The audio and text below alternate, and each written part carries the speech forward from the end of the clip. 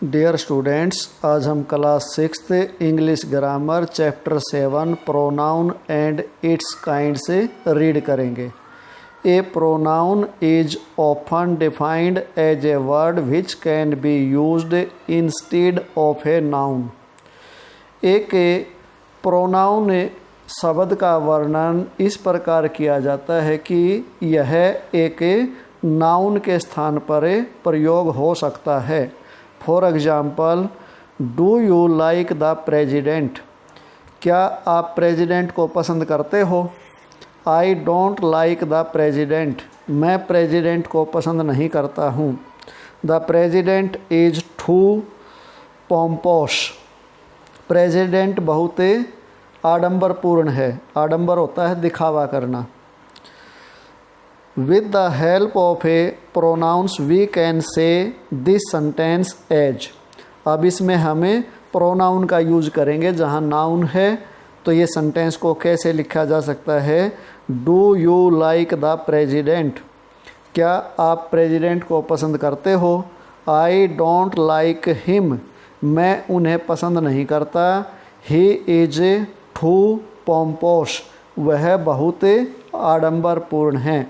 तो स्टूडेंट्स, इसमें जो प्रेसिडेंट आया था उसकी जगह एक जगह हिम यूज हुआ है और एक जगह द प्रेसिडेंट की जगह ही यूज हुआ है। ये कैसे होता है? जब कोई नाउन रिपीट होता है एक ही वार्तालाप में तो बार बार उसका नाउन का यूज करने के बजाय हम प्रोनाउन का यूज करते हैं। और जब वो नाउन ऑब्जेक्ट के स्थान पर यूज हुआ तो हिम आया सिंगुलर के लिए, सिंगुलर और मेल के लिए। और जब वो सब्जेक्ट के स्थान पर यूज हुआ तो उसके स्थान पर ही आया। Consider another sentence. Lisa gave the coat to Prem. Lisa ने कोट प्रेम को दिया।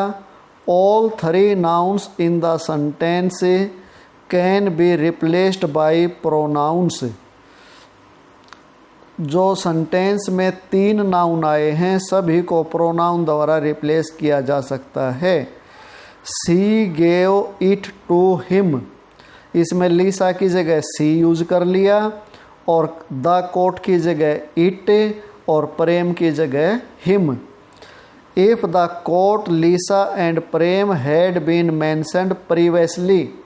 यदि द कोट लीसा और प्रेम का वर्णन पहले किया जा चुका हो, the listener can deduce what the pronouns she, it and him refer to. तो जो श्रोता है वो ये अनुमान लगा सकता है कि सी, इट और हिम किसके लिए प्रयोग हुआ है। And therefore understand the meaning of the sentence. और इस प्रकार वह वाक्य का मीनिंग समझ जाता है। There are different kinds of a pronouns. Pronoun विभिन्न प्रकार के हैं। दीज आर, ये हैं personal pronoun. A personal pronoun is used in place of a noun that is a person और ए थिंग। एक पर्सनल प्रोनाउन का यूज एक नाउन के स्थान पर होता है जब वह एक व्यक्ति या वस्तु हो। Personal pronouns can replace noun that name people in the subject and object position. Personal pronoun noun को स्थानांतरित कर सकते हैं जब किसी व्यक्ति का नाम सब्जेक्ट या ऑब्जेक्ट के रूप में आया हो। Here are personal pronouns followed by some example sentences. यहाँ कुछ पर्सनल प्रोनाउन के एग्जाम्पल दिए गए हैं। इधर फर्स्ट कॉलम में दिया है नंबर। नंबर क्या होते हैं? सिंगुलर और प्लूरल। सिंगुलर मीन्स एक वचन, प्लूरल मीन्स बहुवचन। फिर दिया है पर्सन। पर्सन क्या होते हैं? First person, second person, third person. और जेंडर क्या होता है? मेल है, फीमेल है या न्यूट्रल है। मेल मीन्स पुरुष, फीमेल औरत या महिला। और न्यूट्रल क्या होता है? जो ना तो मेल हो ना फीमेल हो, जैसे कोई वस्तु है। और फिर होता है पर्सनल प्रोनाउन, सब्जेक्ट ऑब्जेक्ट। जैसे फर्स्ट पर्सन में अगर सिंगुलर है तो उसमें सब्जेक्ट आएगा तो आई यूज करेंगे, और ऑब्जेक्ट के जगह यूज करेंगे तो मी या माइन यूज करेंगे। और सेकंड पर्सन अगर सिंगुलर है तो चाहे मेल हो चाहे फीमेल हो, सब के लिए यू यूज करेंगे, और ऑब्जेक्ट हो तो यू या योवर्ज। इसी प्रकार जब थर्ड पर्सन मेल है तो ही सब्जेक्ट के अकॉर्डिंग, और ऑब्जेक्ट के जगह पर आएगा तो हिम या हिज यूज होगा। और अगर फीमेल है तो सी आएगा, सब्जेक्ट के स्थान पर यूज करेंगे जब, और ऑब्जेक्ट आएगा, ऑब्जेक्ट के स्थान पर यूज करेंगे तो हर या हर जाएगा।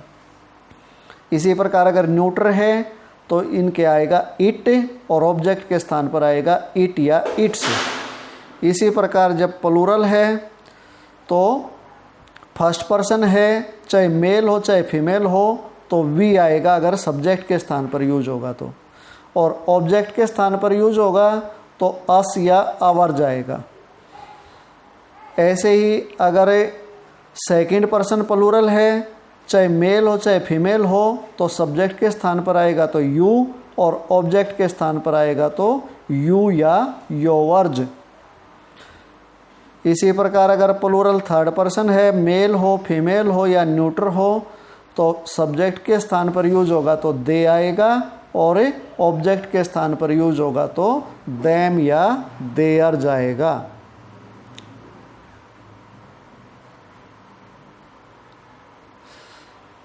ए सेंटेंस में दिया है दे आर वेरी टायर्ड, वे बहुत थक गए हैं। लेट देम रेस्ट हियर, उन्हें यहाँ आराम करने दो। Be she danced at the party, उसने पार्टी में डांस किया। The audience liked her a lot, दर्शकों ने उसे बहुत पसंद किया। यू आर माई ब्रदर, तुम मेरे भाई हो। May I give you a gift, क्या मैं आपको एक उपहार दे सकता हूँ।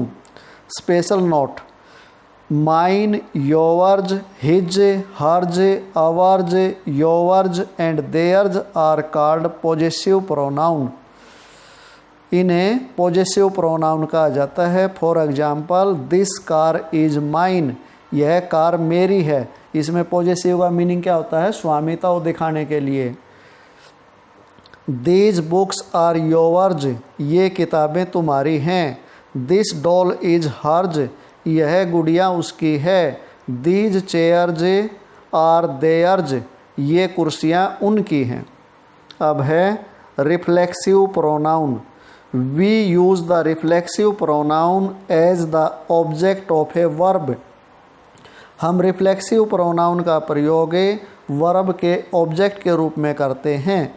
This pronoun indicate the reflection of the action upon the subject. यह प्रोनाउन सब्जेक्ट पर किए गए कार्य का रिफ्लेक्शन करता है, यानी कि उसका परावर्तन, परछाई। बिकॉज इन सच केसेज, क्योंकि इन केस में subject and object are same, subject और ऑब्जेक्ट सेम होते हैं, एक जैसे ही होते हैं। Reflexive pronouns end in self singular and selves plural. Reflexive pronoun अगर सिंगुलर में यूज होगा तो सेल्फ के साथ एंड होगा इसका, और प्लूरल में यूज होगा तो सेल्व जाएगा लास्ट में। देयर आर 8 रिफ्लेक्सिव प्रोनाउंस, यहाँ 8 रिफ्लेक्सिव प्रोनाउन हैं। सिंगुलर में आता है myself, yourself, himself, herself, itself, और प्लूरल में आता है ourselves, yourselves, themselves. Look at the following examples. अब आगे लिखे गए एग्जाम्पल देखो। I saw myself in the mirror, मैंने स्वयं को शीशे में देखा। My dog hurt itself, मेरे कुत्ते ने स्वयं को नुकसान पहुंचाया या दुख पहुंचाया। Why do you blame your self, तुम अपने आप को दोषी क्यों मानते हो। वी प्रेस आवर सेल्व्स, हम अपनी प्रशंसा करते हैं या हम अपनी स्वयं की प्रशंसा करते हैं। John sent himself a copy, John ने स्वयं एक प्रति भेजी। कॉपी प्रति, एक पेज को बोलते हैं copy. Can you help yourselves, क्या आप अपनी स्वयं की मदद कर सकते हो। Mary sent herself a copy, Mary ने स्वयं एक प्रति भेजी। They can not look after themselves, वे अपनी स्वयं की देखभाल नहीं कर सकते। Special note, reflexive pronouns always act as objects not subjects. Reflexive pronoun हमेशा ऑब्जेक्ट का कार्य करते हैं, सब्जेक्ट का नहीं। And they require an interaction between the subject and an object, और उन्हें हमेशा एक सब्जेक्ट और ऑब्जेक्ट के बीच में इंटरेक्शन यानी कि जुड़ाव की आवश्यकता होती है। अब है emphatic pronouns. An emphatic pronoun is used to emphasise its antecedent. Emphatic pronoun are identical in the form of a reflexive pronoun. ये emphatic pronoun are identical in form of a reflexive pronoun, मतलब इनको reflexive pronoun के रूप में भी पहचाना जाता है। Look at the following example. In example को देखो। I myself believe that aliens would abduct my sister. मुझे स्वयं विश्वास है कि एलियंस मेरी बहन का अपहरण करेंगे। The prime minister himself said that he would lower taxes. प्रधानमंत्री ने स्वयं कहा कि वह करों को कम करेंगे। टैक्स मीन्स कर, और टैक्सेज हो गया तो करों। See they themselves promised to come to the party, उन्होंने स्वयं पार्टी में आने का वादा किया। Even though they had A final exam at the same time, जबकि इवन दो का मीनिंग हो सकता है जबकि, उसी समय उनका फाइनल एग्ज़ाम था, निर्णायक पेपर थे या निर्णायक परीक्षा थी। अब है demonstrative pronouns. A demonstrative pronoun points to and identifies a noun और ए प्रोनाउन। एक डेमोस्ट्रेटिव प्रोनाउन एक नाउन या प्रोनाउन को पहचानता है या उसकी तरफ पॉइंट करता है, इशारा करता है। This and these refer to things that are nearly either in space और इन टाइम। दिस और दीज ये दो वर्ड हैं जो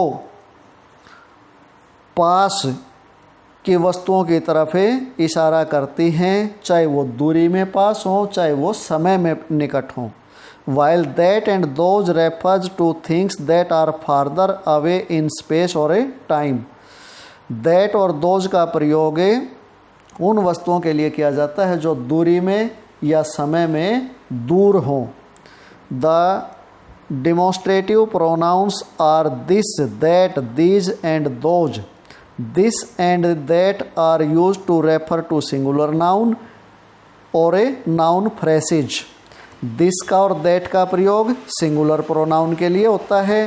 दिस जो दूरी या समय में पास हो उसके लिए, और दैट जो दूरी या समय में दूर हो और सिंगुलर हो। These and those are use to refer to plural nouns और नाउन फ्रेसेज। नाउन संज्ञा को बोलते हैं और नाउन फ्रेसेज क्या हो गया, शब्द समूह, जो संज्ञाओं का शब्द समूह हो जिसमें एक से ज़्यादा शब्द हों। Look at the following examples. इन एग्जाम्पल को देखो। This is the gift from my father, यह मेरे पिताजी की तरफ से उपहार है। Agra shoes are more popular than those of Kanpur, Agra के जूते कानपुर के जूतों से अधिक लोकप्रिय हैं। I may have offended but that was not my intention, मैं नाराज हो सकता हूँ परंतु यह मेरा इरादा नहीं था। दिस इज ए कार, यह एक कार है। दीज आर एप्पल्स, ये सेब हैं। Special note, demonstrative pronouns and demonstrative adjectives are used differently. Demonstrative pronoun और डेमोस्ट्रेटिव एडजेक्टिव अलग अलग प्रयोग होते हैं। The former have other words between them and the noun. जो डेमोस्ट्रेटिव प्रोनाउन फॉर्मर का मीन्स जो पहले क्या है, डेमोस्ट्रेटिव प्रोनाउन। डेमोस्ट्रेटिव प्रोनाउन में क्या होता है, उस डेमोस्ट्रेटिव प्रोनाउन और नाउन के बीच में दूसरा शब्द प्रयोग होता है। While the latter are directly followed by the noun, जबकि डेमोस्ट्रेटिव एडजेक्टिव में क्या होता है, उनके तुरंत बाद नाउन आता है। जैसे नीचे एग्जाम्पल दिया है demonstrative pronouns. This is a house, यह एक घर है। इसमें जो दिस है ये डेमोस्ट्रेटिव प्रोनाउन है और हाउस क्या है, नाउन। इनके बीच में दूसरे वर्ड यूज हुए हैं। और जब डेमोस्ट्रेटिव एडजेक्टिव के रूप में यूज करेंगे इसको, तो इसको लिखेंगे दिस हाउस इज माइन, यह घर मेरा है। इसमें दिस के तुरंत बाद हाउस आ गया जो कि नाउन है।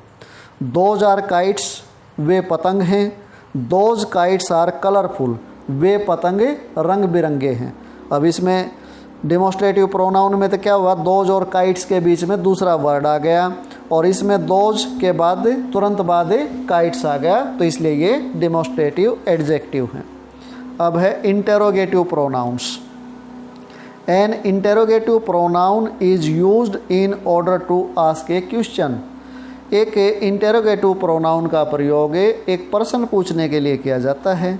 The interrogative pronouns represents the things that we don't no.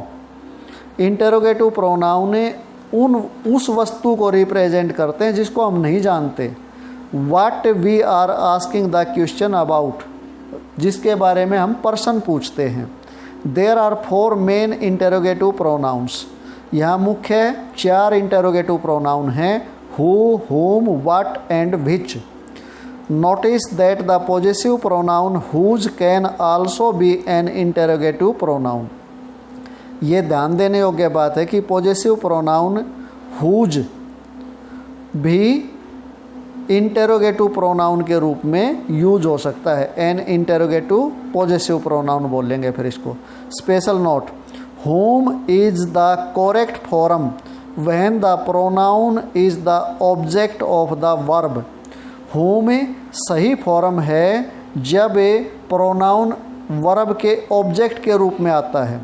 As in whom did you see, आपने किसे देखा। आई सा जॉन, मैंने जॉन को देखा, जैसे इसका आंसर मिल गया। फिर however in normal spoken, जबकि हम साधारण जब बोलते हैं English we rarely use whom, तो हमें whom का प्रयोग मुश्किल से करते हैं। Most native speakers would say और इवन राइट, ज़्यादातर जो वक्ता होते हैं वो ऐसे बोलते हैं या लिखते हैं हु डिड यू सी, तुमने किसे देखा।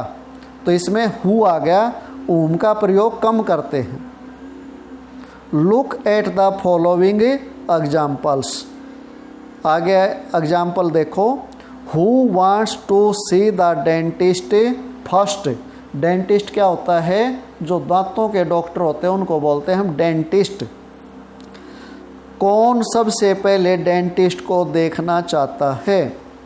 whom do you think we should invite, आप क्या समझते हो हमें किसे आमंत्रित करना चाहिए। Which is the car, car कौन सी है। व्हाट डिड सी से, उसने क्या कहा।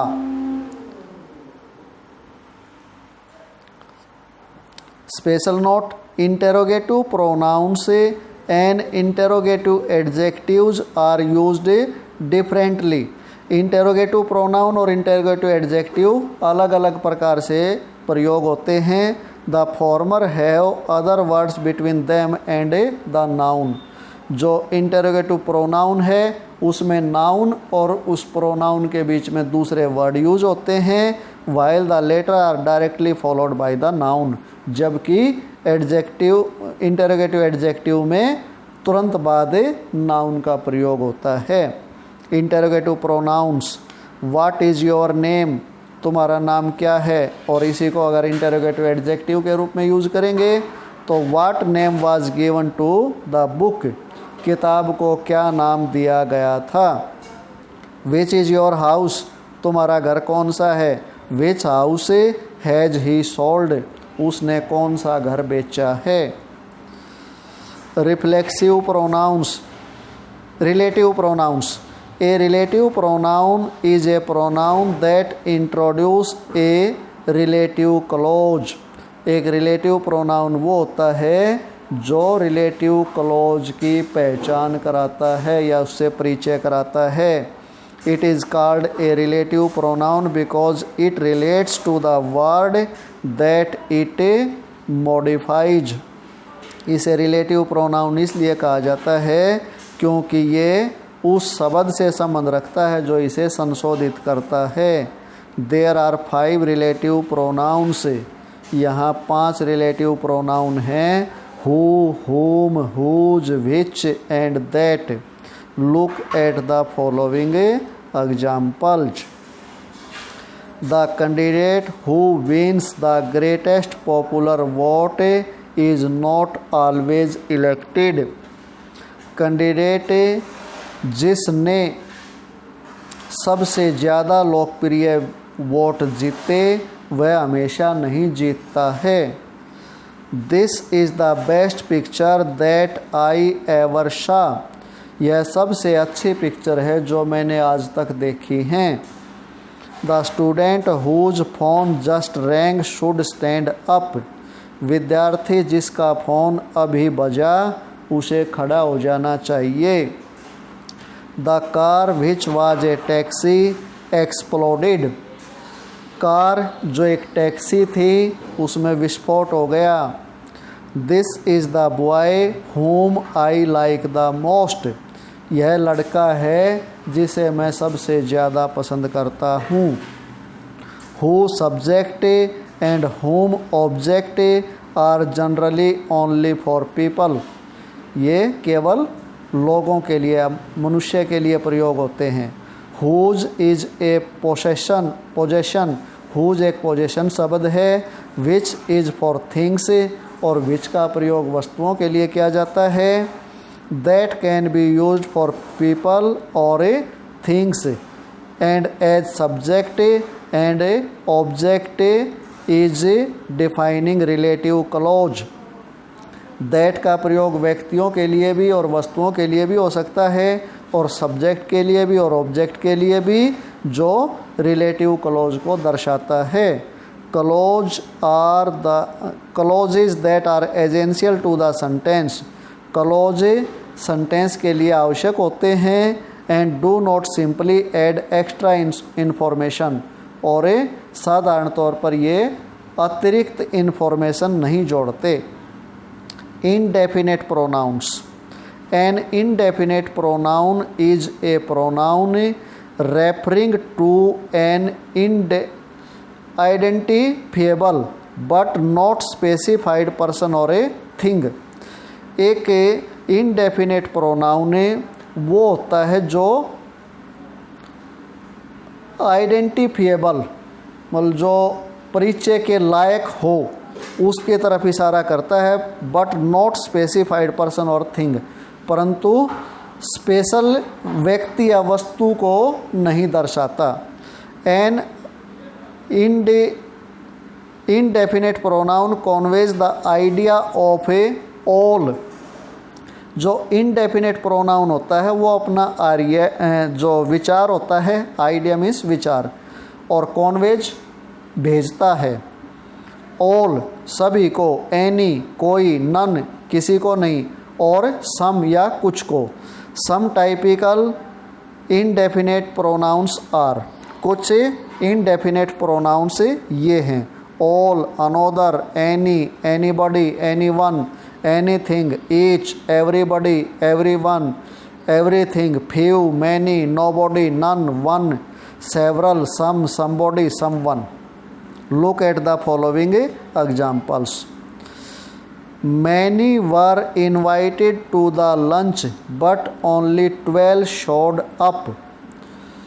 लंच के लिए बहुतों को आमंत्रित किया था परंतु केवल 12 दिखाई दिए। Each of the players has a doctor. प्रत्येक खिलाड़ी का एक डॉक्टर होता है। Clearly somebody murdered him. साफ किसी ने उसका खून किया है। It was not suicide. यह आत्महत्या नहीं है। Can everyone answer this question? क्या कोई इस प्रश्न का उत्तर दे सकता है? Nobody was there when the thief came. जब चोर आया वहाँ कोई नहीं था। Some are born great. कुछ जन्म से ही महान होते हैं। None of his sons is married. उसके किसी भी बेटे की शादी नहीं हुई है। और स्टूडेंट्स, इसी के साथ हमारी चैप्टर 7 की रीडिंग कंप्लीट हो गई। आपको भी ध्यान से लेसन रीड करना है।